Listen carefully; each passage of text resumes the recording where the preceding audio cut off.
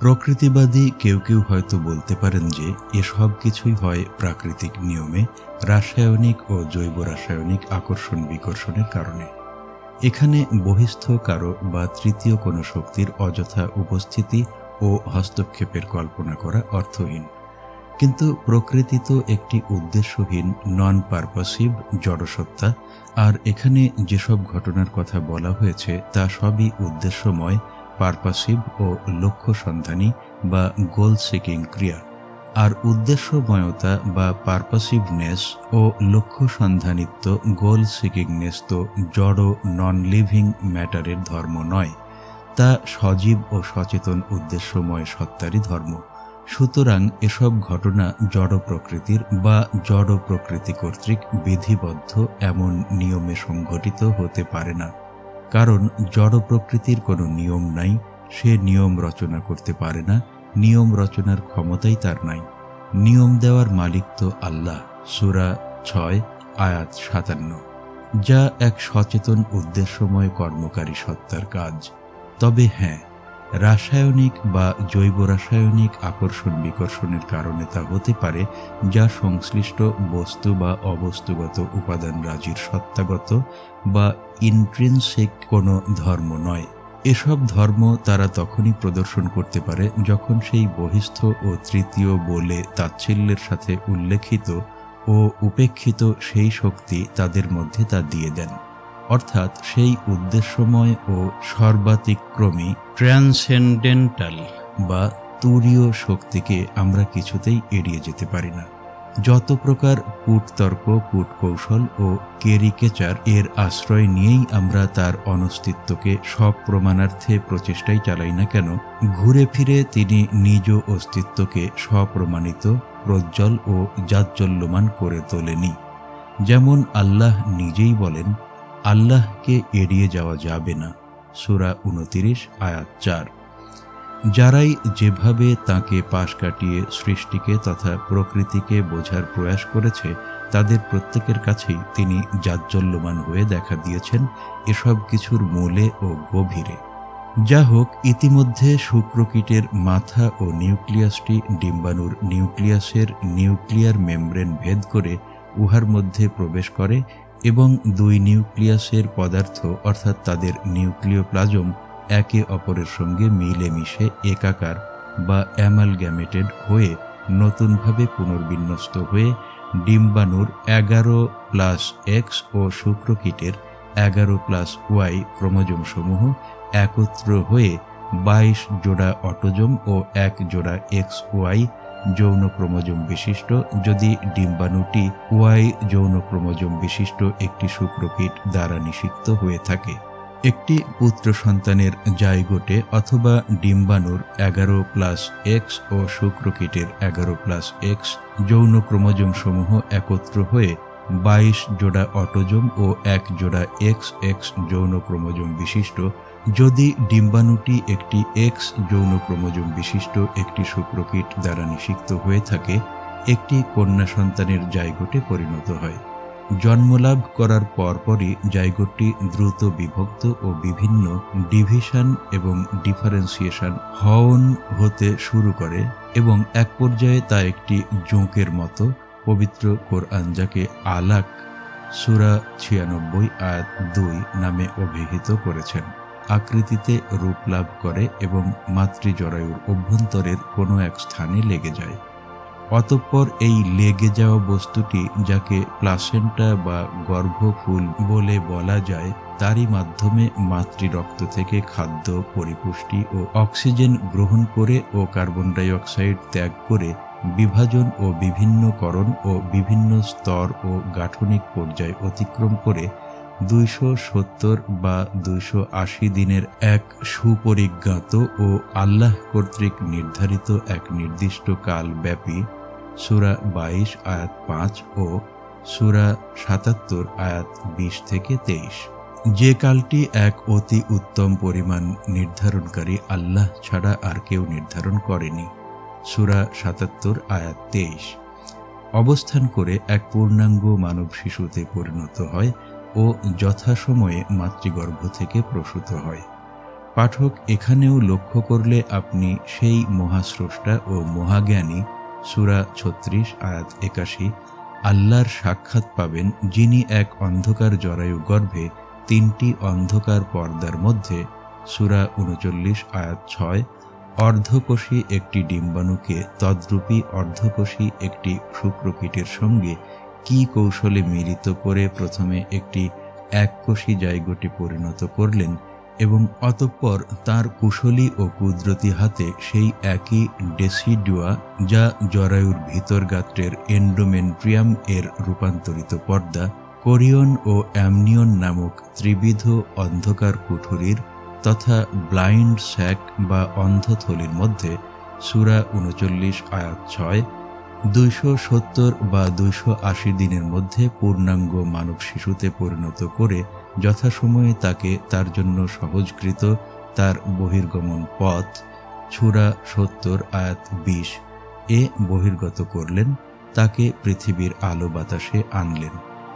এ জটিল ও কঠিন কর্মটি আর কে এত সহজ ও সাবলীলভাবে সম্পাদন করতে পারত সেই মহান ও অদৃশ্য স্রষ্টা আল্লাহ রব্বুল আলামিন ছাড়া, যিনি এক সর্বাতিক্রমী ট্রান্সেন্ডেন্টাল বা তুরীয় সত্তা। অতএব আমরা দেখি যে সন্তান তথা জাইগোটের দেহ গঠনে পিতার দিক থেকে যা আসে তা হচ্ছে শুক্রকীটের শুধু মাথা তথা তার নিউক্লিয়াসটি মাত্র। শুক্রকীটের ঘাড় মাইটোকন্ড্রিয়া অংশ বাদে ধর বা দেহ ও লেজ তথা তার সাইটোপ্লাজম নয়, আর সে নিউক্লিয়াসটিও গঠন করে জাইগোটের নিউক্লিয়াসের অর্ধাংশ মাত্র।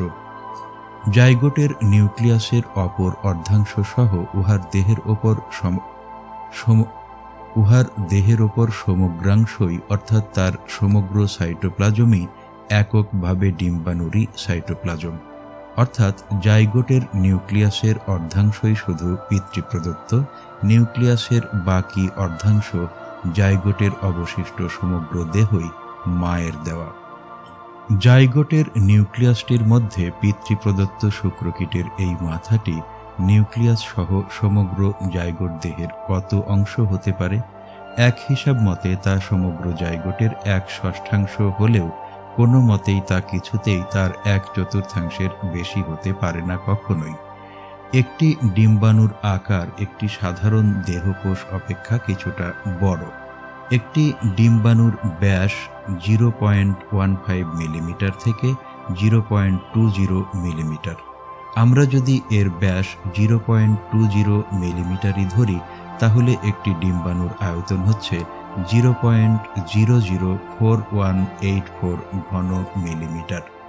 ইহাকেই যদি আমরা একটি জাইগোটের আকার বলে ধরে নেই, তাহলে একটি জাইগোটের আকার হচ্ছে 4184 গুণন 10⁻⁻9 ঘন মিলিমিটার। যা হোক, আমরা জানি যে জাইগোটের নিউক্লিয়াসটি অপেক্ষাকৃত বড়। তৎসত্ত্বেও আমরা যদি এই 1/4কেই সঠিক ধরি, তাহলেও আমরা দেখি যে সমগ্র জাইগোট দেহের ওই 1/4 মাত্রই পিতার অবদান, এবং তাও শুধুমাত্র তার নিউক্লিয়াসে। আর নিউক্লিয়াসের অপর অর্ধাংশ সহ সমগ্র জাইগোট দেহের অবশিষ্ট সমগ্রাংশ, যা সমগ্র জাইগোট দেহের 3/4 ডিম্বাণুর অর্থাৎ মায়ের দেওয়া। অর্থাৎ জাইগোট বা কোষ পর্যায়ে সন্তানের দেহ গঠনেও পিতা ও মাতার অবদানের অনুপাত হচ্ছে 1:3, অর্থাৎ মাতার 3 গুণ ও পিতার 1 গুণ। ঠিক সেরূপ থাকার ইঙ্গিত হাদিসখানিতে আছে। এটাই কারণ যে কেন হাদিসে অনুপাতটি অন্যরূপ নয়, কারণ সত্যটা আল্লাহ জানেন, আল্লাহ ভালো জানেন।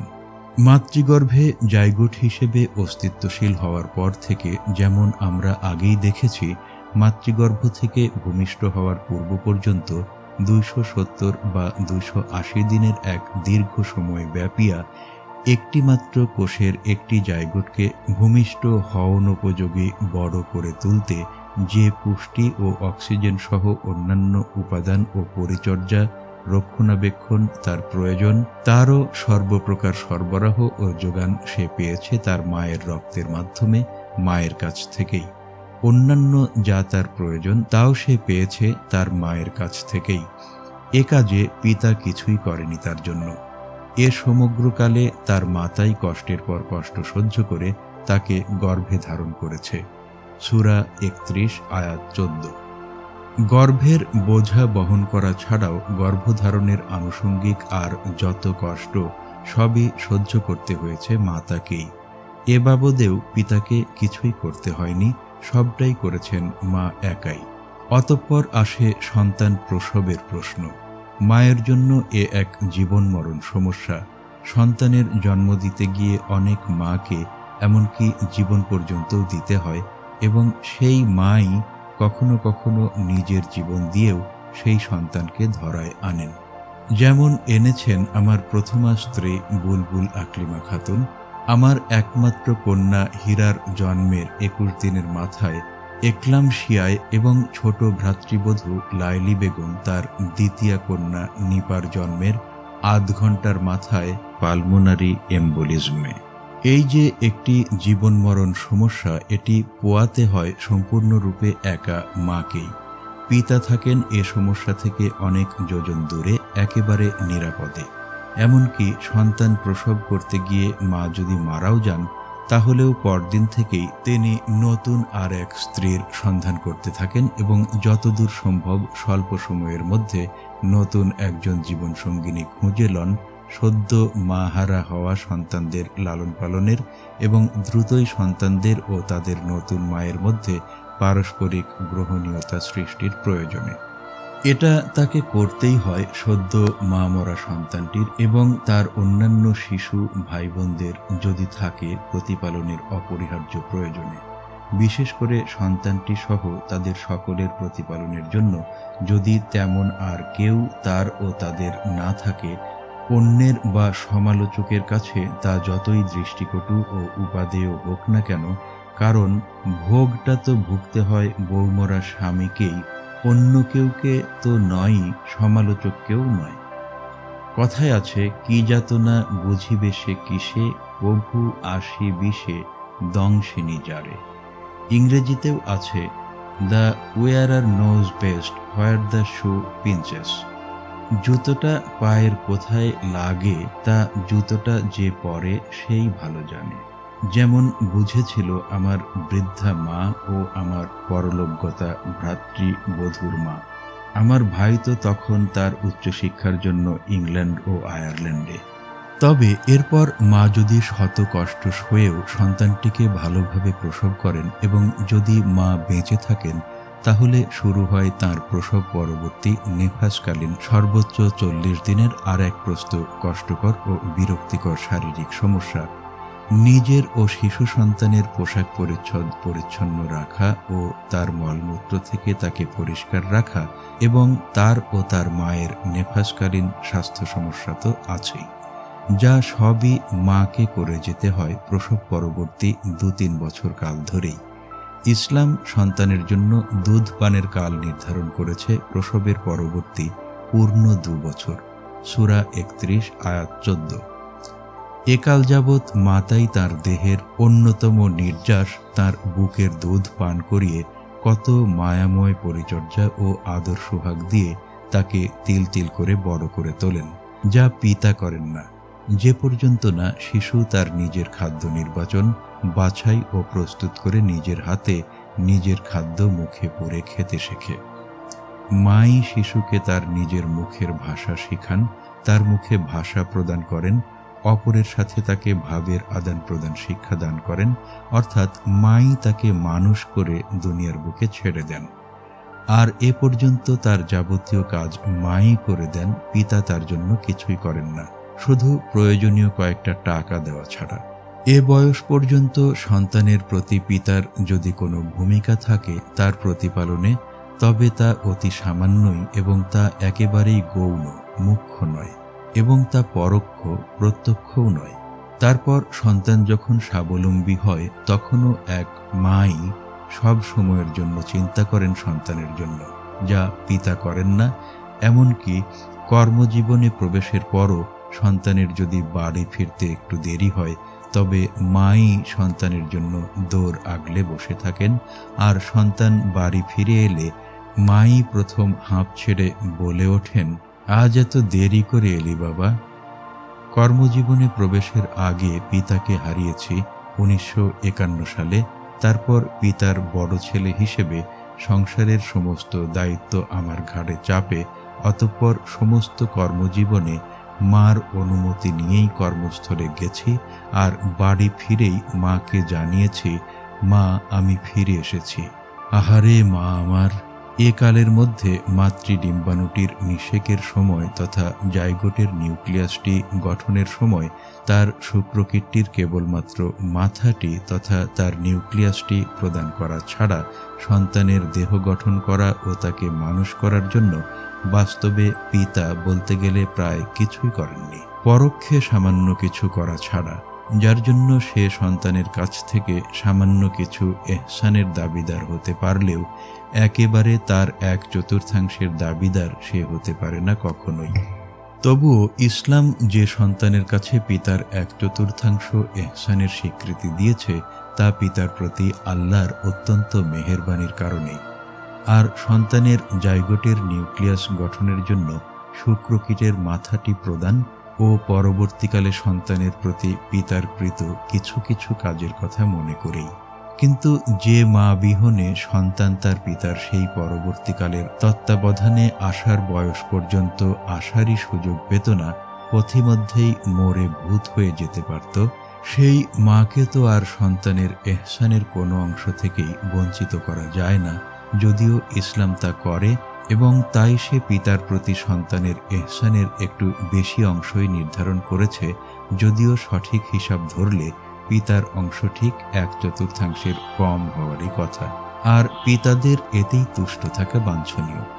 তবে পিতামাতার আদর ও সেবা যত্ন ও তাদের প্রতি এহসান বা সদ্ব্যবহার করা মূলক অন্য এক হাদিসে আল্লাহর নবী তথা স্বয়ং আল্লাহই সন্তানের বেহেশত লাভের একমাত্র কারণ মাতার সন্তুষ্টির প্রতি ইঙ্গিত করে প্রকারান্তরে মাতাকেই সন্তানের এহসানের 16 আনা হকদার বলে ঘোষণা করেছেন, যখন তিনি বলেছেন, সন্তানের জান্নাত মাতার পদতলে।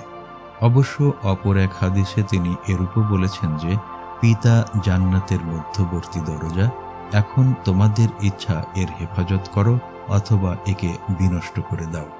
মাঝহারি। এই একই হাদিস তিরমিজি ও মুস্তাদরাকে হাকেমে হযরত আব্দুল্লাহ ইবনে ওমরের রেওয়ায়েতেও বর্ণিত হয়েছে। তিরমিজি ও মুস্তাদরাকে হাকেমে হযরত আব্দুল্লাহ ইবনে ওমরের রেওয়ায়েতে আরও বর্ণিত আছে, রাসূলুল্লাহ সাল্লাল্লাহু আলাইহি ওয়াসাল্লাম বলেন, আল্লাহর সন্তুষ্টি পিতার সন্তুষ্টির মধ্যে এবং আল্লাহর অসন্তুষ্টি পিতার অসন্তুষ্টির মধ্যে নিহিত। এসব হাদিসে একমাত্র পিতাকেই সন্তানের এহসানের 16 আনা হকদার বলেই বোঝানো হয়েছে বলে অনুভূত হয়। তাছাড়া সন্তান যদি জন্মের পরপরই এমনকি তার 5 বছর বয়সের মধ্যেও মাতৃহীন হয়, তাহলে সব দায়িত্ব তো একা পিতার উপরেই পড়ে, এবং একা তাকেই সন্তানের সব কিছুর ভার তার 25 বছর বয়স পর্যন্ত পিতাকেই বহন করতে হয়। তার শিক্ষা দীক্ষা সহ, যেমন হয়েছে আমাদের ক্ষেত্রে, আমার 21 দিন থেকে 6 বছর পর্যন্ত বয়সী 4 জন মাতৃহীন, 1 মেয়ে ও 3 ছেলে নিয়ে। আমার প্রথম পক্ষের দ্বিতীয় ছেলে বাদে আমার উভয় পক্ষের 8টি ছেলেকে আমি নিজে বিয়ে করিয়েছি, এবং একমাত্র মেয়ের বিয়েও আমি নিজেই দিয়েছি। বড় ছেলেটি তার বিয়ের সময় আমাকে 2500 টাকা দিয়েছিল, কিন্তু বাসায় যাওয়ার পর সে আমার কাছে 10,000 টাকা হাওলাত নিয়েছিল, যা সে আমাকে আর কখনো ফেরত দেয়নি। তার বাসায় যাওয়ার পর 2 বছর আমি তাকে মাসে 2 মণ করে চাল পাঠাতাম বাড়ি থেকে। পরে সে আর চাল পাঠাতে নিষেধ করে দেয়। তখন ঔষধের দোকান থেকে তার বেশ ইনকাম হতো। পরে দোকানের টাকা দিয়ে বাড়ি কেনার পর তার ইনকাম একেবারে শূন্য হয়ে যায়, এবং তখন আবার আমার কাছ থেকে টাকা পয়সা নিতে থাকে। আজ 500, কাল 200 টাকা, পরশু 1 মণ চাল, এভাবে। পরে ছেলে শামীমের টাকায় ডাক্তারি পাশ করে প্র্যাকটিস শুরু করার পর এখন আর কিছু চায় না বা নেয় না আমার কাছ থেকে।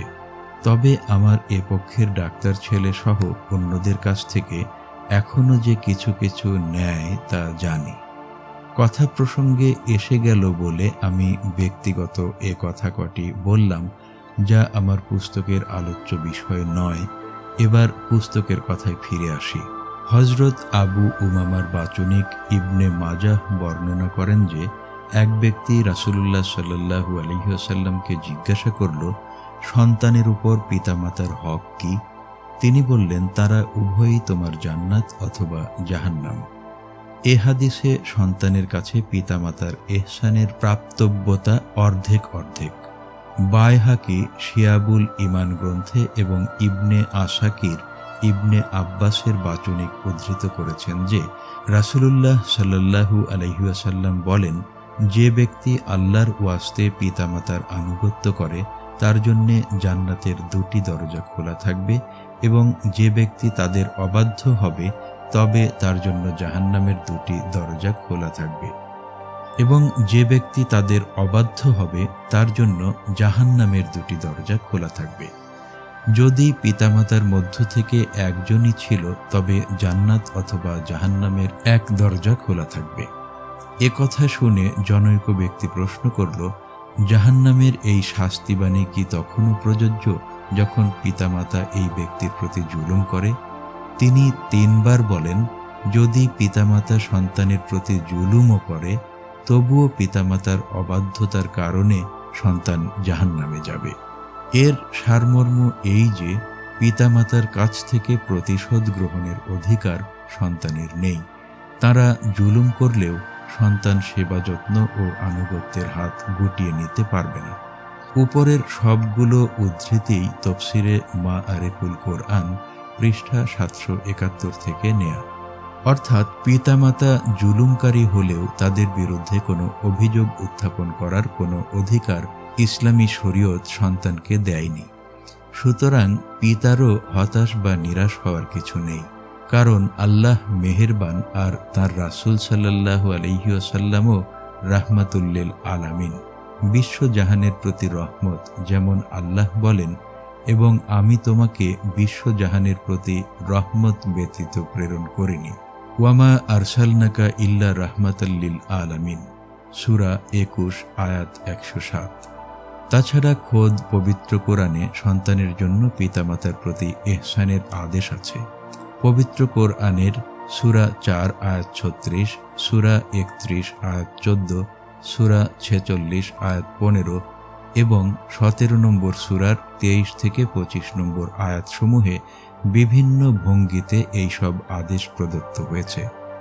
ভঙ্গিগুলোর উল্লেখ ও কিঞ্চিত ব্যাখ্যাসহ আয়াতগুলি আমি নিম্নে উদ্ধৃত করেছি, যথা 4 নম্বর সূরার 36 নম্বর আয়াতে একটি সাধারণ আদেশ হিসেবে আল্লাহ বলেন, এবং তোমরা তোমাদের রব এর ইবাদত করো আর তার সাথে আর কাউকে শরিক করো না, এবং পিতামাতার প্রতি ইহসান বা সদ্ব্যবহার করো। পাঠক লক্ষ্য করুন, পিতামাতার প্রতি ইহসান করার আদেশটি আল্লাহ করেছেন তার নিজের ইবাদত করার এবং তার সঙ্গে অন্য কাউকে শরিক না করার আদেশের পরেই দ্বিতীয় আদেশ হিসেবে। অর্থাৎ সন্তানের জন্য আল্লাহর ইবাদতের পরেই পিতামাতার স্থান তাদের প্রতি ইহসানের ব্যাপারে। 31 নম্বর সূরার 14 নম্বর আয়াতটিতে ওয়াসায়না তথা আমি জোর নির্দেশ দিয়েছি শব্দ সমষ্টি ব্যবহার করে আল্লাহ বলেছেন, আমি মানুষকে তার পিতামাতার প্রতি সদ্ব্যবহার করার জোর নির্দেশ দিয়েছি। আল্লাহর একটি সাধারণ নির্দেশ পালন করাই মানুষের জন্য ফরজ। পাঠক তাহলে বুঝুন এই জোর নির্দেশটি পালন করা কত বড় ফরজ। 46 নম্বর সূরার 15 নম্বর আয়াতটিতেও ওয়াসায়না তথা আমি জোর নির্দেশ দিয়েছি শব্দসমূহ ব্যবহার করে আল্লাহ বলেছেন, আর আমি মানুষকে জোর নির্দেশ দিয়েছি তার পিতামাতার প্রতি সদ্ব্যবহার করতে। 17 নম্বর সূরার 23 থেকে 25 নম্বর আয়াতসমূহে কাজা অর্থাৎ তিনি চূড়ান্ত আদেশ দিয়েছেন শব্দাবলী ব্যবহার করে আল্লাহ বলেছেন, তোমার রব তোমাকে চূড়ান্ত আদেশ দিয়েছেন যে তুমি তাকে ব্যতীত অন্যের ইবাদত করো না, পিতামাতার প্রতি সদ্ব্যবহার করো। যদি তাদের মধ্যে থেকে একজন অথবা দুজনই তোমার জীবদ্দশায় বার্ধক্যে উপনীত হয় তবে তুমি তাদেরকে উফ বলো না এবং তাদেরকে ধমক দিও না, বরং তাদের সাথে বিনম্রভাবে সম্মানসূচক কথা বলো আর তাদের সামনে ভক্তি, শ্রদ্ধা ও বিনয়ের সাথে তোমার বাহু নত করো এবং বলো, হে আমার রব, দয়া করুন তাদের উভয়ের প্রতি, যেভাবে তারা আমাকে শৈশবে লালন পালন করেছেন। তোমাদের রব খুব ভালো জানেন যা তোমাদের অন্তরসমূহে আছে। যদি তোমরা সৎকর্মশীল হও তবে অবশ্যই তিনি তওবাকারীদের জন্য ক্ষমাশীল। উক্ত 4 নম্বরের অন্তর্গত আয়াতত্রয়ে আল্লাহ মানুষকে 3টি চরম আদেশ প্রদান করেছেন। প্রথম আদেশটিতে আল্লাহ মানুষকে চূড়ান্ত আদেশ রূপে বলেছেন তারা আল্লাহ ছাড়া আর কারো ইবাদত করবে না। এই এক আদেশের মধ্যেই তার সাথে আর কাউকে শরীক না করার আদেশটিও শামিল আছে। এ দুটো আদেশ এক একটি সাধারণ আদেশ যা অন্যান্য ভঙ্গিতে এর আগেও অন্যান্য আয়াতে দেওয়া হয়েছে মানুষকে। তবে এখানে আদেশ দুটি দেওয়া হয়েছে একটি কাজা রূপে, যা সর্বাধিক গুরুত্ব সম্পন্ন। এখানেও পিতামাতার প্রতি ইহসান করার আদেশ দেওয়া হয়েছে এবং এখানেও তা দেওয়া হয়েছে আল্লাহ ব্যতীত আর কারো ইবাদত না করার আদেশের ঠিক পরেই, যা থেকে বোঝা যায় যে আল্লাহর পরেই মানুষদের মধ্যে একমাত্র পিতামাতার স্থান সন্তানের ইহসানের ব্যাপারে। অর্থাৎ সন্তানের কাছে পিতামাতা হচ্ছে নেক্সট টু আল্লাহ, আল্লাহর পরেই। এসব আদেশ সাধারণ এবং এর আগের অন্যান্য আয়াতেও তা করা হয়েছে। এরপরই উদ্ধৃতির দ্বিতীয় আয়াত থেকেই শুরু হয়েছে গুরুত্বপূর্ণ বিষয়, যা এ ধরনের অন্যান্য আয়াতে নেই। এ আয়াতে আল্লাহ বলেছেন, যদি তোমার সামনে তথা তোমার জীবদ্দশায় তাদের একজন বা দুজনই বার্ধক্যে উপনীত হয়, তাহলে উফ তথা বিরক্তি, রাগ বা ক্রোধ প্রকাশক কোনো শব্দ তাদেরকে লক্ষ্য করে উচ্চারণ করবে না কিংবা তাদেরকে ধমকও দিবে না, তারা মনে কষ্ট পাবেন। বরং তাদের সাথে বিনম্রভাবে সম্মানসূচক কথা বলবে এবং তা এমন হওয়া চাই যেমন কোনো গোলাম তার রূঢ় স্বভাব সম্পন্ন প্রভুর সাথে বলে। তফসির মাআরিফুল কোরআন, পৃষ্ঠা 771। আসলে পিতামাতাদের নিয়ে সন্তানদের সমস্যা হয় পিতামাতাদের বার্ধক্যে, যখন তারা সর্বতোভাবে সন্তানদের মুখাপেক্ষী হয়ে পড়েন আর বার্ধক্যে পিতামাতার মেজাজও হয়ে যায় খিটখিটে। আমার কিন্তু আল্লাহর মর্জিতে এমন হয়নি। আর তখন সংসারের কর্তৃত্বও চলে যায় সন্তানের হাতে, যে কর্তৃত্ব এতদিন ছিল পিতামাতাদেরই হাতে। এটাও তাদের খিটখিটে মেজাজ হওয়ার অন্যতম কারণ। পিতামাতা যতদিন বৃদ্ধ হন না, সচল, সক্ষম ও উপার্জনক্ষম থাকেন এবং নিজে রোজগার করেন এবং সন্তানকে তার সংসার পরিচালনা ও গৃহকর্মে, কারণ তখন সেই সংসারের কর্তা, সাহায্য করতে পারেন, ততদিন পিতামাতা কোনো সমস্যা থাকেন না। কিন্তু তারা সমস্যা হন তখন যখন তারা বৃদ্ধ হন, যখন তারা সংসারের আর কোনো কাজে লাগে না, শুধু খান আর ঘুমান। বরং যখন তারা নিজেরাই হয়ে যান অন্যের ঘাড়ের বোঝা, উটকো ও অবাঞ্ছিত বলে গণ্য হতে থাকেন তারা তখন। এই অবস্থা আরও খারাপ হয় তখন যখন পরিবারে পুত্রবধূর আগমন হয়, আর এটা হয় সাধারণত পিতামাতার বৃদ্ধ বয়সেই। এ কারণেই পূর্ব আয়াতে আল্লাহ যার উল্লেখ না করলেও এ আয়াতে পিতামাতার সেই বৃদ্ধ বয়সের উল্লেখ করে সন্তানকে হুঁশিয়ার করেছেন। মানুষ বৃদ্ধ হলেই সে একেবারে শিশু হয়ে যায়, আর তখন সেই বৃদ্ধ শিশুকে নিয়ে চলা, তার সব খিজি খাহেশ মিটিয়ে তার দেখভাল করা সন্তানের পক্ষে কঠিন হয়ে যেতে পারে। তাই আল্লাহ বলছেন, তাদের সব প্রয়োজন, সব আবদার, সব খিজি মিটিয়ে চলা সন্তানের পক্ষে যত দুর্বহ, যত অসহনীয়ই হোক, তাতে সন্তানের ক্রুদ্ধ, বিরক্ত বা বীতশ্রদ্ধ হয়ে কোনো বিরাগ প্রকাশক আহ উহ প্রভৃতি শব্দ পর্যন্ত উচ্চারণ করা যাবে না। নিজের জন্ম পরবর্তী শিশু অবস্থা থেকে স্বাবলম্বী হওয়া পর্যন্ত অবস্থার কথা মনে করে তাদের সব কিছুই সহ্য করেই নিতে হবে। তাদের প্রতি রাগ করা যাবে না। ধমক দেওয়া যাবে না, বরং বিনয় নম্র অবস্থায় তাদের জন্য আল্লাহর দরবারে হাত তুলে দোয়া করতে হবে, হে আল্লাহ, তুমি আমার এই বৃদ্ধ শিশু পিতামাতাকে ঠিক সেইভাবে প্রতিপালন করো যেরূপ প্রতিপালন তারা আমাকে করেছিলেন আমার শৈশবকালে। আয়াতত্রয়ের সর্বশেষ আয়াতে একটি হুঁশিয়ারি স্বরূপ আল্লাহ বলেছেন যে তোমার রব জানেন যা তোমাদের অন্তরসমূহে আছে। বৃদ্ধ পিতামাতার কোনরূপ বিরক্তিবিহীন সেবা যত্ন ও দেখভাল করার আদেশ দান প্রসঙ্গে এ কথা বলার তাৎপর্য এই যে তোমরা যদি আমার আদেশ মান্য করে বৃদ্ধ পিতামাতার দেখভাল করো তবে তা করতে হবে সম্পূর্ণ স্বেচ্ছায়, স্বতঃপ্রণোদিত ও স্বতঃস্ফূর্ত হয়ে, এবং মনের মধ্যে কোনো অনীহার ভাব বা বিরক্তি ছাড়াই পিতামাতাকে নিজেদের জান্নাতের মধ্যেকার দরজা মনে করেই এবং সে দরজার রক্ষণাবেক্ষণের খাতিরেই।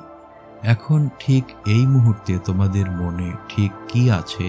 বৃদ্ধ পিতামাতার প্রতি অকপট ও অনাবিল এহসান করা দ্বারা আল্লাহর সন্তুষ্টি অর্জন করা, না তদ্বিপরীত করার মাধ্যমে নিজেকে আল্লাহর ক্রোধ ও গজবের মধ্যে নিক্ষেপ করা? আমি তা জানি। যদি তোমাদের অন্তরে প্রথমটি থাকে তবে তো ভালো, আর যদি দ্বিতীয়টি থাকে তবে তোমাদেরকে অবশ্যই তওবা করে সংশোধিত হয়ে সালেহীন তথা সৎকর্মশীল হতে হবে বৃদ্ধ পিতামাতার প্রতি ইহসান করার ব্যাপারে, কারণ আল্লাহ তওবাকারীর প্রতি ক্ষমাশীল এবং তিনি তোমাদের তওবা কবুল করবেন ও তিনি তোমাদেরকে ক্ষমা করবেন। যা হোক, সন্তানের উপরে পিতামাতার হক এর ব্যাপারে সর্বোপরি কথা হচ্ছে তারা উভয়েই সন্তানের জান্নাত অথবা জাহান্নাম। হাদিস তফসিরে মারিফুল কোরআন, পৃষ্ঠা 771। উদ্দেশ্য এই যে তাদের আনুগত্য ও সেবা যত্ন সন্তানকে জান্নাতে নিয়ে যায়, আর তাদের সাথে বেয়াদবি ও তাহাদের অসন্তুষ্টি তাকে জাহান্নামে নিয়ে যায়। প্রাগুক্ত, পৃষ্ঠা 771। যা হোক, আমরা আমাদের মূল আলোচনায় ফিরে আসি। সন্তানের জায়গোট তথা একেবারে কোষ পর্যায়ে তার দেহ গঠনে পিতামাতার এই 1:3 অবদানের কথা উম্মি তথা নিরক্ষর নবী মুহাম্মদ সাল্লাল্লাহু আলাইহি ওয়াসাল্লামের নিজে থেকে জানা তো দূরের কথা, আজ থেকে 1400 বৎসরাধিক কাল আগের সেই তখনকার বিজ্ঞানেরও জানা ছিল না। তৎকালীন ও তৎপূর্বকালীন দার্শনিক বা ফিলোসফারদের আন্দাজি স্পেকুলেটিভ বক্তব্য ও মতবাদসমূহ মানব প্রজনন কৌশল বিষয়ে কোনো বাস্তব ও যন্ত্র সহযোগী পরীক্ষা নিরীক্ষা ভিত্তিক সাক্ষ্য প্রমাণ নির্ভর ছিল না। এ বিষয়ের পরীক্ষা নিরীক্ষা ভিত্তিক যে এমব্রায়োলজি বা ভ্রূণ বিজ্ঞান, তাও গড়ে উঠেছে মাত্র বিগত 1-150 বছরের মতো কালের মধ্যে। তার আগে জীবকোষ বা সেল, শুক্রকীট দ্বারা ডিম্বাণুর নিষেক, জায়গোট ও তার গঠন ও মাতৃগর্ভে সন্তানের গঠন কিভাবে হয় প্রভৃতি সম্পর্কে বাস্তব ভিত্তিক বলতে গেলে প্রায় কিছুই মানুষের জানা ছিল না। সর্বজ্ঞ ও সর্বশক্তিমান আল্লাহ রাব্বুল আলামিনই সর্বাগ্রে সর্বপ্রথম শুক্রকীট ও ডিম্বাণু ও তাদের মিলন তথা তাদের প্রথমটি দ্বারা দ্বিতীয়টির এখনকার ভাষায় নিষেক বা ফার্টিলাইজেশন সম্পর্কে সেই 7ম শতাব্দীর প্রথম পাদের মানুষদেরকে তাদেরই বোধগম্য ভাষাতেই, কারণ আল্লাহ মানুষের সঙ্গে তাদের বোধগম্য ভাষাতেই কথা বলেন। তাফসির মারিফুল কোরআন, পৃষ্ঠা 698। একটা ধারণা প্রদান করেন মহানবী মুহাম্মদ মুস্তাফা সাল্লাল্লাহু আলাইহি ওয়াসাল্লামের উপর অবতীর্ণ পবিত্র আল কোরআনের মাধ্যমে, যখন তিনি তাতে বলেন, নিশ্চয়ই আমি মানুষকে মিশ্র শুক্রবিন্দু দ্বারা সৃষ্টি করেছি। আল কোরআন, সূরা 76, আয়াত 2। পাঠক লক্ষ্য করুন, আয়াতে উল্লেখিত হয়েছে শুক্রবিন্দু। পুরুষের একবারে নিক্ষিপ্ত সমগ্র 3.5 সিসি বীর্য নয়, আর এই শুক্রবিন্দু তথা বীর্যের বিন্দুবৎ সত্তা অবশ্যই নারী দেহ মধ্যস্থ অন্য যার সাথে মিশ্রিত হওয়ার তথা মিশে যাওয়ার কথা বলা হয়েছে। এখন আমরা জানতে পারছি যে তা অবশ্যই নারী দেহ মধ্যস্থ তার ডিম্বাণু এবং মিশ্র শুক্রবিন্দু বলতে তার সাথেই শুক্রবিন্দু তথা শুক্রকীটের মিশ্রণ তথা মিলন, যা এখনকার ভাষায় বলতে গেলে শুক্রকীট দ্বারা ডিম্বাণুর যে নিষেক, সেই তাকেই বোঝানো হয়েছে, যাতে তারা একে অপরের সঙ্গে মিলে মিশে একাকার হয়ে গিয়ে নতুনভাবে সৃষ্টি করে এককোষী একটি জায়গোটকে, যাই কিনা নরনারীর সন্তান একটি মানুষ।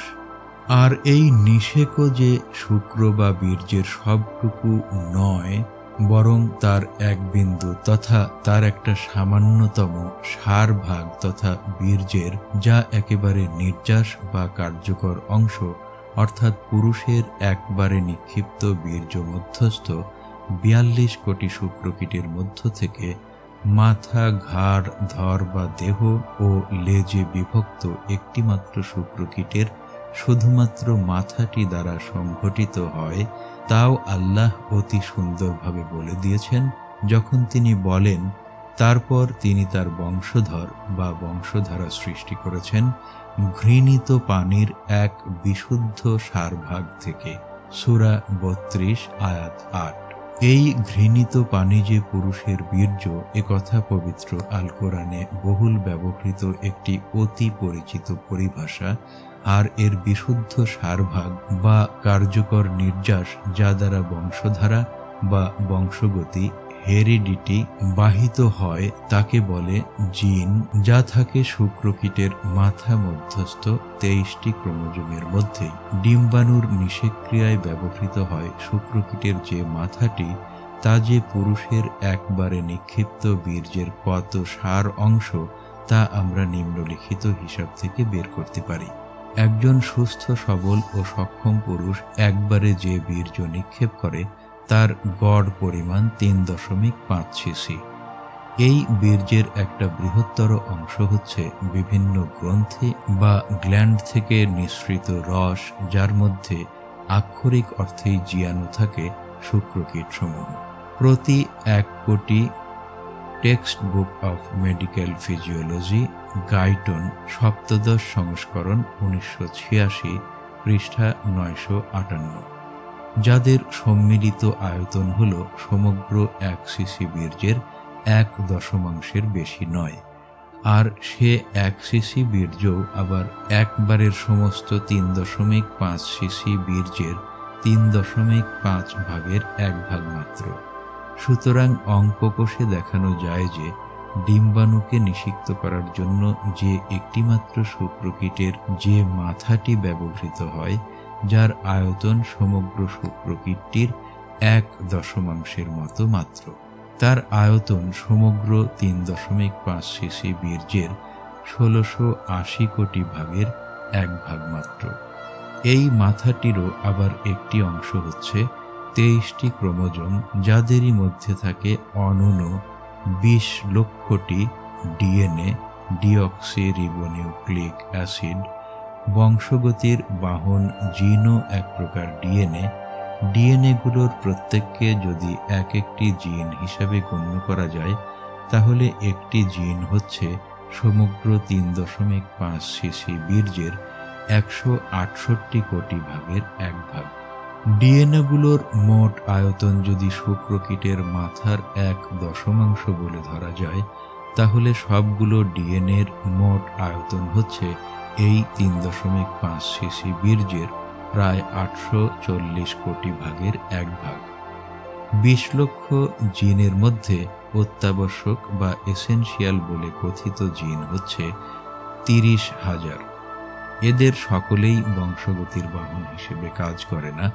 এদের মধ্যে যে জিনগুলো বংশগতির বাহন হিসেবে কাজ করে, তাদের সংখ্যা যদি অত্যাবশ্যক জিনসমূহের মধ্য থেকে শতকরা ১০ ভাগ করে ধরা হয়, তাহলে প্রকৃতপক্ষে বংশগতির বাহন হিসেবে কাজ করে ৩,০০০টি জিন, যাদের সর্বমোট আয়তন হবে এই ৩.৫ সিসি বীর্যের ৫৬ লক্ষ কোটি ভাগের ১ ভাগ মাত্র। এ তো ৩,০০০ জিনের আয়তন। তাহলে একটি জিনের আয়তন হবে ৫.৬ লক্ষ কোটি ভাগের ১ ভাগের 3000 ভাগের 1 ভাগ বা 5.6 ইন্টু 10⁻11 ডিভাইডেড বাই 3 ইন্টু 10⁻³ বা 1.86 ইন্টু 10⁻14 সিসি। পাঠক কি কল্পনা করতে পারবেন এরূপ একটি পদার্থ সত্তার অস্তিত্বকে, যাই নাকি মানুষের বংশগতির বাহন? না, পারবেন না, কারণ এত সূক্ষ্ম একটি সত্তাকে বাস্তবে ধারণা করা যায় না মানবীয় জ্ঞানে। একমাত্র আল্লাহ তাআলার অনন্ত অসীম জ্ঞান এবং যিনি তার স্রষ্টা, তিনি ছাড়া আর কে তাদের সম্বন্ধে জানতে পারে? তিনি যে তাদের স্রষ্টা, যেমন আল্লাহ বলেন, তিনি কি জানবেন না যিনি সৃষ্টি করেছেন? তিনি তো সূক্ষ্মদর্শী, অবগত। সূরা 67 আয়াত 14। এবং আর তিনি সর্বপ্রকার সৃষ্টি সম্পর্কে সম্যক অবগত আছেন। সূরা 36 আয়াত 79। প্রোটন স্থির ভর 1.67 ইন্টু 10⁻27 কেজি। ইলেকট্রন স্থির ভর 9.11 ইন্টু 10⁻31 কেজি। নিউট্রন স্থির ভর 1.67 ইন্টু 10⁻27 কেজি। সমূহ যেমন বাস্তবে আমাদের কাছে অননুভবনীয়, অথচ গণিতের ভাষায় তাদের ভর, বিদ্যুতের পরিমাণ প্রভৃতি সবকিছুরই বর্ণনা দেওয়া যায়। জীববিজ্ঞানের জিনও তেমনি একটি সত্তা, গণিতের ভাষায় যার বর্ণনা দেওয়া যায়, নিজের চোখে দেখা যায় না বা কারো দৃষ্টিগোচর করানোও যায় না, অথচ তার কাজের মাধ্যমে তাকে জানা যায় ও চিনতে হয় ও জানতে হয়। এরূপ একটি অনুপম সূক্ষ্ম সত্তারই বর্ণনা আল্লাহ তৎকালীন ও সর্বকালীন মানুষের কাছে দিয়েছেন তাদের বোধগম্য পরিভাষা, বীর্যের বিশুদ্ধ সারভাগ রূপে। পাঠক অবশ্যই বুঝতে পারছেন যে সন্তানের জাইগোটের শুধু নিউক্লিয়াস গঠনের জন্য পিতার অবদান তার বীর্যের কত সূক্ষ্ম সারভাগ। সন্তান তথা জাইগোট দেহের বাকি সবকিছুই তো আসে ডিম্বাণু তথা মায়ের দিক থেকেই, অর্থাৎ বলা যায় মাই প্রায় সব। যা হোক, হাদিসে উল্লেখিত সন্তানের কাছ থেকে পিতামাতার সবচাইতে উত্তম ব্যবহারের পাওনাদারিত্বের 1:3 অন্তর্নিহিত তাৎপর্য অনুসন্ধান করতে গিয়ে আধুনিক ভ্রূণ বিজ্ঞান থেকে আমরা দেখলাম যে একেবারে এককোষী জাইগোটের পর্যায়েই সন্তানের দেহ গঠনে পিতামাতার অবদানও 1:3। অতঃপর সন্তানের স্বাবলম্বী হওয়া পর্যন্তও পিতামাতার আনুপাতিক অবদানও বলা যায় এই 1:3 থাকে। অর্থাৎ একেবারে গঠন পর্যায় থেকে শুরু করে স্বাবলম্বী মানুষে পরিণত হওয়া পর্যন্ত সন্তান নিজ অস্তিত্বের জন্য পিতামাতার কাছে 1:3 অনুপাতেই ঋণী। এই হিসাবে সন্তানের কাছে ইহসান পাওয়ার ব্যাপারেও পিতামাতার হক তুলনামূলকভাবে 1:3 হওয়ারই কথা, যা আল্লাহর নবী উক্ত হাদিসে নির্দেশ করেছেন। কিন্তু ভাববার বিষয় এই যে উম্মি তথা অক্ষর জ্ঞানহীন নবী মুহাম্মদুর রাসূলুল্লাহ সাল্লাল্লাহু আলাইহি ওয়াসাল্লাম তো কোনো কাহেনও ছিলেন না, কিংবা ছিলেন না কোনো গণক বা ভবিষ্যৎ বক্তাও। তাহলে 1400 বছরেরও অধিককাল পরের বিজ্ঞান দ্বারা সত্য বলে প্রতিপন্ন হবে সন্তানের কাছে পিতামাতার 1:3 এহেন এহসানের প্রাপ্যতার কথা ঘোষণার মাধ্যমে প্রকারান্তরে দেহ গঠন থেকে স্বাবলম্বী হওয়া পর্যন্ত সন্তানের পিতামাতার এই 1:3 অবদানের কথাটি প্রকাশ করলেন কি করে, যদি না মহাস্রষ্টা ও মহাজ্ঞানী সূরা 36 আয়াত 81 আল্লাহ রাব্বুল আলামিন ওহীর মাধ্যমে তাকে তা সেই কালেই না জানিয়ে দিয়ে থাকতেন, যা সর্বকালে বিদ্যমান ছিল, অথচ যা এখনও স্বয়ং রাসূলুল্লাহ সাল্লাল্লাহু আলাইহি ওয়াসাল্লাম সহ অন্য কোনো মানুষেরই জ্ঞানগোচর ছিল না। আর যেখানে আল্লাহ স্বয়ংই সেই রাসূলুল্লাহ সাল্লাল্লাহু আলাইহি ওয়াসাল্লাম সম্পর্কে বলেছেন যে তিনি নিজ প্রবৃত্তি থেকে কিছু বলেন না যা তাকে ওহী করা হয় তদ্ব্যতীত। সূরা 53 আয়াত 2 এবং 3। অতএব হাদিসের উক্ত বক্তব্যটি আধুনিক বিজ্ঞানের বিচারেও সম্পূর্ণ নির্ভুল ও সঠিক। আর পবিত্র আল কোরআন সরাসরিভাবে এবং রাসূলুল্লাহ সাল্লাল্লাহু আলাইহি ওয়াসাল্লামের হাদিস ও পরোক্ষভাবে আল্লাহরই ওহী। পরিশিষ্টে একটি কথা না বললেই নয়, আর তা এই যে আল্লাহ রাহমানুর রাহিম এবং তার দয়ার নবিত পিতামাতার জন্য সন্তানের ইহসানের অংশ নির্ধারণ করে দিয়েছেন 1:3 অনুপাতে। কিন্তু বাস্তবে পিতামাতারা কি তা পান? তাদেরই কষ্টার্জিত পয়সায় ডাক্তার, ইঞ্জিনিয়ার, ব্যবসায়ী, চাকুরে প্রভৃতি হিসাবে তাদেরই দ্বারা প্রতিষ্ঠা প্রদত্ত সন্তানদের কাছে, নাকি সন্তানরাই তাদের পিতামাতাদেরকে তা দেয়? যদি তারা তা না দেয়, বরং যদি তারা তাদের বৃদ্ধ ও অশক্ত পিতামাতাদেরকে পরিত্যাগ করে অন্যত্র বাড়িঘর করে বসত করে, অথবা শ্বশুর বাড়িতে দালান কোঠা প্রস্তুত করে বসবাস করতে থাকে ও বৃদ্ধ পিতামাতার কোনো খোঁজ খবর পর্যন্তও না নেয়, বরং পিতামাতার বিরুদ্ধে অন্যায় কুৎসা রচনা ও রটনা করতে থাকে এই বলে যে পিতামাতাই তাদেরকে ত্যাগ করেছে, তাহলে এরূপ নাফরমান ও বিশ্বাসঘাতক সন্তানের জন্য আল্লাহর বিচারে কোনো শাস্তি নেই ভেবে কি এইসব কুপুত্র সন্তানেরা নিঃশঙ্ক ও অকুত ভয়? কিন্তু কোনো পিতা কি নিজে শত কষ্ট সয়ে সন্তানকে বড় করার পর, ডাক্তার, ইঞ্জিনিয়ার, ব্যবসায়ী বানানোর পর সেই সন্তানকে ত্যাগ করে? কোনো মূর্খ এমন আছে যে গাছ লাগিয়ে যত্ন পরিচর্যা করে বড় করার পর সেই গাছ যখন ফল দিতে শুরু করবে ঠিক তখনই তাকে কেটে ফেলে? হক বঞ্চিত ও নাফরমানির শিকার পিতামাতারা যদি এই সব নাফরমান সন্তানদের জন্য আল্লাহর দরবারে হাত তুলে তাদের জন্যও একইরূপ নাফরমানি ও বিশ্বাসঘাতকতার ও বঞ্চনার শিকার বানানোর জন্য আল্লাহর কাছে দোয়া করতে থাকে, তাহলে তো সে দোয়া কবুল হতেও পারে, কারণ আল্লাহ তো মজলুমের দোয়াই কবুল করেন। আর এক্ষেত্রে ওই পিতামাতারাই তো মজলুমও বটে। কথাটি বলছি এজন্য যে আমিও এরূপ একজন অধিকার বঞ্চিত ও আমার জ্যেষ্ঠ পুত্র সন্তান দ্বয়ের নাফরমানি ও প্রতারণার শিকার নবতিপর বয়সী এক বৃদ্ধ পিতা। আর আমি এও জানি যে আমাদের মতোই এমন অনেক হতভাগ্য বৃদ্ধ বৃদ্ধা পিতামাতা বর্তমান বাংলাদেশে আছেন, যারা আমাদের মতোই তাদের এমনই সব নাফরমান বিশ্বাসঘাতক সন্তানদের নাফরমানের শিকার। আমরা কি আমাদের এইসব পিতামাতার প্রতি নাফরমান সন্তানদের হেদায়েতের জন্য এখনো শুধু দোয়াই করে যেতে থাকবো অসহায়ের মতো? তাদের বিরুদ্ধে আল্লাহর তরফ থেকে কোনো প্রতিকার পাব না?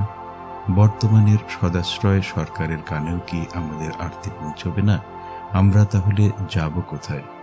অথচ পিতামাতার হক নষ্ট করার শাস্তি তো দুনিয়াতেও পাওয়া যায়।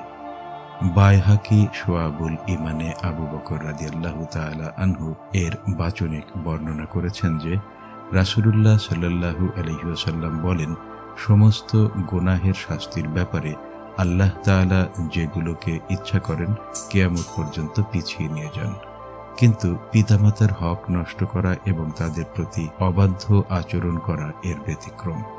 এর শাস্তি পরকালের পূর্বে ইহকালেও দেওয়া হয়। তাফসীর মাআরিফুল কোরআন পৃষ্ঠা 771 থেকে উদ্ধৃত। কিন্তু আমরা তো তা দেখছি না, অথচ আমরা তো তা দেখতে চাই আরও অনেকের দৃষ্টান্ত হিসেবে। কেতাবে দেখেছি মাতার সঙ্গে সম্পর্ক ত্যাগকারী পুত্র সন্তান মৃত্যু সময় আল্লাহর নাম নিতে পারেনি, আল্লাহর নাম ভুলে গেছে। রাসূলুল্লাহর কথায় মা তাকে মাফ করায় তবে সে আল্লাহর নাম নিতে পারে। পিতার সঙ্গে নাফরমানির হাফেজ পুত্র তার মৃত্যু সময়ে তার হেফজ যে ভুলে যাবে না, এ ব্যাপারে তারা নিঃশঙ্ক হয় কিভাবে? জেনে রেখো, মাতার অবর্তমানে পিতাই সব। সর্বশেষে পিতামাতার অবাধ্য সন্তানদের জ্ঞাতার্থে এবং তাদের প্রতি হুঁশিয়ারি স্বরূপ এ স্থলে হযরত আব্দুল্লাহ ইবনে মাসউদ রাদিয়াল্লাহু তাআলা আনহু ও হযরত ইবনে আব্বাস রাদিয়াল্লাহু তাআলা আনহু কর্তৃক বর্ণিত দুটো উক্তির উল্লেখ করা যায়, যাতে বলা হয়েছে যে গাই সূরা ১৯ আয়াত ৫৯ নামে জাহান্নামের এমন একটি গর্ত বা গুহা আছে যার থেকে জাহান্নাম নিজেও আশ্রয় প্রার্থনা করে। এতে সমগ্র জাহান্নামের চাইতে অধিক আযাবের সমাবেশ রয়েছে। আল্লাহ তাআলা যে ৬ প্রকার অপরাধীর শাস্তির জন্য এই গুহা সৃষ্টি করেছেন, তাদের মধ্যে অন্যতম হচ্ছে সেই সব সন্তান যারা পিতামাতার অবাধ্যতা করে।